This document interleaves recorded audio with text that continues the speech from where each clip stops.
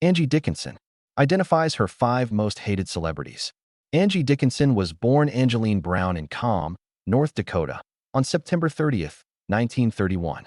She became one of America's most captivating, versatile, and lasting actresses. Raised in a small town during the Great Depression, she gained perseverance and determination that would help her succeed in Hollywood. After her family moved to Burbank, California, when Angie was 10, she grew up in the splendor and excitement of the post-war entertainment business. She exuded Midwestern warmth and California sophistication despite her humble background, an unusual blend that would define her on-screen presence. Her early life showed unusual adaptability. After attending Immaculate Heart College and Glendale Community College, she studied commerce and wanted to write. Fate had different plans for her when she learned discipline and expertise as a secretary. After friends encouraged her to enter a beauty contest, she unexpectedly placed second, attracting talent scouts. This moment began her journey into acting, a job she never imagined but would pursue with enthusiasm and skill. Dickinson's early Hollywood years were defined by determination and learning. She began in modest, uncredited roles, then achieved speaking roles on television in the 1950s, demonstrating her charm, wit, and charisma. She made her breakthrough when she won an NBC contest on the Colgate Comedy Hour, leading to many guest appearances on popular TV shows. Soon, she was working with top stars, polishing her skills and showing her flexibility in comedy and drama. Her career took off when she featured opposite John Wayne and Dean Martin in Howard Hawks' 1959 Western Rio Bravo. Her portrayal of the witty independent Feuds gained her great acclaim and made her more than a pretty face. Her talent was immense. In the 1960s and 1970s, Angie Dickinson was at her best. She was sought after for her ability to merge refinement and sensuality, playing strong, intellectual, and confident women. She appeared in thrillers like The Killers, 1964, and elegant crime dramas like Point Blank, 1967, with Lee Marvin. But her breakthrough appearance as Sergeant Suzanne Pepper Anderson in the 1974 to 1978 NBC series Policewoman cemented her place in television history. Dickinson, one of the first female police officers to star in a primetime network drama, inspired a generation of fans and paved the way for additional female-led shows. Her fashionable Pepper Anderson became an American pop culture icon, earning her a Golden Globe and 3 Primetime Emmy nominations. Dickinson's influence went beyond acting and film. Fans copied her dress taste, and she was admired for her composure and confidence in interviews. Always grounded and friendly, she effectively transitioned between high-profile public events and smaller intimate times. Her co-workers praised her generosity, wit, and ability to light up a room, making her popular on and off screen. Angie Dickinson then went into selective acting, appearing in Brian De Palma's 1980 Dress to Kill, 1993 miniseries Wild Palms, and 2001 Ocean's 11 remake. She adapted to shifting entertainment business times, constantly adding depth and refinement to her performances. She was still renowned in Hollywood and often spoke at film retrospectives after retiring. Award ceremonies celebrated her groundbreaking efforts.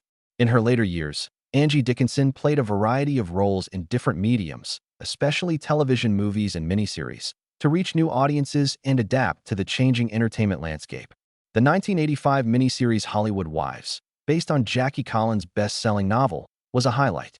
Dickinson played various personalities in Hollywood's elite society's glamour, and tensions in this star-studded drama. Hollywood Wives showed her ability to work with other famous actors and her continued attraction to fans from her early film and television days. Dickinson returned to television in 1993 with the futuristic and surreal miniseries Wild Palms.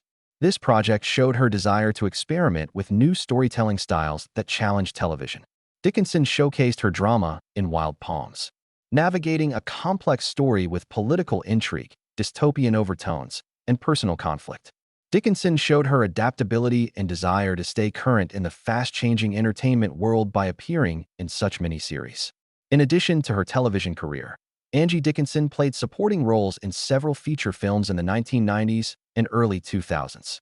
Even Cowgirls Get the Blues, 1994, based on Tom Robbins' novel, featured Dickinson's seasoned acting in a humorous, wacky picture about freedom and uniqueness. Her participation in this film showed her willingness to various and offbeat ventures as she moved away from major parts. Her 1995 romantic comedy drama Sabrina was a remake of the 1954 classic. Dickinson returned to the cinematic style of intelligent storytelling with heart, appealing to viewers who liked her charm and acting. Her role in Sabrina showed her versatility in ensembles. Her presence and experience enriched the plot. Angie Dickinson continued to appear in films like Pay It Forward, 2000, a touching movie about kindness, altruism, and societal effect. This inspirational short showed her dedication to meaningful storytelling and her willingness to work on emotionally moving projects. She starred in Big Bad Love in 2001, a more personal picture about complex emotions and relationships. This role allowed Dickinson to explore character-driven storytelling and depict life's hardships and achievements in nuance. Dickinson's last performance was in 2009's Hallmark Channel feature Mending Fences.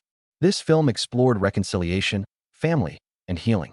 Dickinson's participation showed her commitment to emotional and good roles. Mending Fences was a fitting finish to her decades-long career that impacted generations, showing her talent, grace, and professionalism as an actress. Angie Dickinson's married life, close connections, and high-profile relationships shaped her successful Hollywood career. Her first husband was athletic and charming college football player Gene Dickinson, who became a wealthy electronics businessman. The pair married in 1952 while Angie was an aspiring actress and lived together until 1960, after being separated since 1956. Even though the marriage was failing, they maintained a level of cordiality and mutual respect that allowed Angie to keep his surname after the divorce. That would be remembered in film and TV for decades. Angie became close acquaintances with John Kenneth Galbraith and Catherine Galbraith while married to Gene Dickinson. Definitely not casual acquaintances. Angie's social group revolved around the Galbraiths.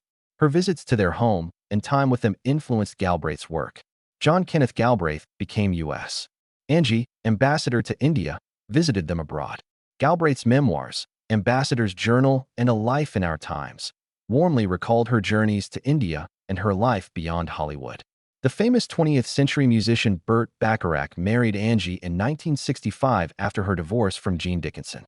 Angie, a gorgeous actress, and Burt, a music icon whose songs defined an era, were at their creative peak when they married. They married for 16 years, a long time in Hollywood. It was complicated. In subsequent years of their relationship, they separated and dated others due to their busy work and personal issues. On July 12, 1966, Angie gave birth to their only daughter, Nikki. Nikki was diagnosed with autism, which was poorly understood in the 1960s. Angie spent most of her life caring for Nikki, who often came before her career. After Nikki committed suicide at 40 on January 4, 2007, Angie was devastated for the rest of her life. After their divorce, Angie had a relationship with Burt Bacharach, who died in 2023. Angie dated Billy Vera, a soulful singer and songwriter, in the 1980s. Their relationship was personal and professional, with Angie appearing in his I Can Take Care of Myself music video, adding Hollywood flair. Their relationship was obvious and loving. When Angie dated Larry King in the 1990s, her personal life again made headlines.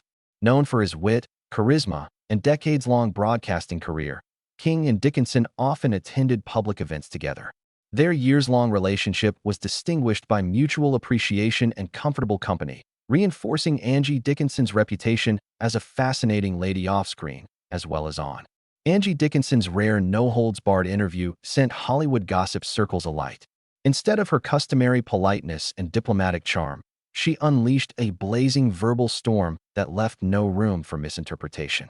The iconic starlet leaned forward, eyes narrowing slightly, and said, "There are more than a few people in the entertainment industry I really dislike, but 5 in particular really get my blood boiling." She listed the people she considered to have committed unforgivable crimes against decency, professionalism, or common civility. She didn't imply initials or ambiguous descriptors. Names were spoken. Her first choice was Joan Collins. Dickinson described them as the kind who will grin sweetly at you in the dressing room, compliment your outfit, and take your role 5 minutes later. Angie said that Collins pushed producers behind closed doors to delete Dickinson from important parts during the filming of a 1970s television pilot, thereby cementing her dislike. She quickly spewed Robert Conrad, the Wild Wild West machismo. Dickinson said Conrad had an ego so large it needed a trailer, and she remembered him belittling staff people and treating actresses like props. On a guest appearance, Dickinson said she had to fight for equal screen time, escalating their anger. Third was Oscar-winning actress Shelley Winters, whose talent Angie acknowledged, but whose anger she deemed infamous. Dickinson joked that Shelley could create an argument in an empty room, recalling a terrible awards season after-party where Winters supposedly threw a champagne flute at her after a political discussion. Burt Reynolds, a buddy who betrayed her, was her fourth target. Dickinson alleged that Reynolds publicly supported her for a major film job, but quietly pushed for his then-girlfriend to receive it. She said it was personal and professional. You retain that hypocrisy. Faye Dunaway was Dickinson's fifth and final most damned celebrity. She said Dunaway made everything on set center around herself, no matter how tiny her role. Angie described a two-day shoot when Dunaway's incessant requests for lighting, camera, and outfit changes halted work. Thousands of dollars and nerve-wracking. It was like seeing a tornado in heels, she groaned. Angie Dickinson made it apparent by the end of her revelations that her list was a profoundly personal record of Hollywood grievances. Whether you agreed or not, she was honest. In a business of smiles, handshakes, and whispered backroom bargains, Dickinson's honest statement was combustible.